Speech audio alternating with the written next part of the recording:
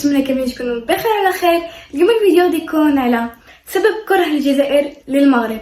اولا التاريخ والجغرافيا. بعد استقلال الجزائر عام 1962 المغرب طالب ببعض المناطق في الجزائر تندوف وبشار بناء على الخرائط الاستعمارية الفرنسية القديمة. الجزائر رفضت بشدة، وهنا بدأت توترات عميقة خصوصا مع اندلاع حرب الرمال عام 1963 بين البلدين بسبب هذه النزاعات الحدودية. ثانيا قضية الصحراء الغربية. المغرب يعتبر الصحراء الغربية جزءا من أراضيها، بينما الجزائر تدعم جبهة البوليساريو التي تطلب استقلالها. الدعم الجزائري هذه الجبهة تشغل غضب المغرب ويزيد التوتر بين الجارين بشكل كبير جدا.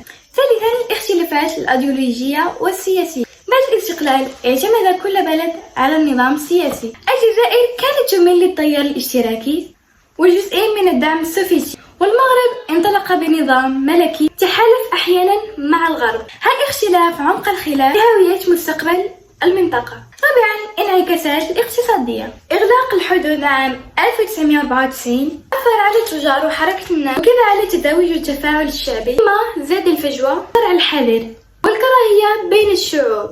هذا كان فيديو ديالي اليوم، كنتمنى انه يكون عجبكم. وما تنسوش معكم واحد اللايك وسبسكرايب في القناه باش يوصلكم كل جديد كنلوحيكم.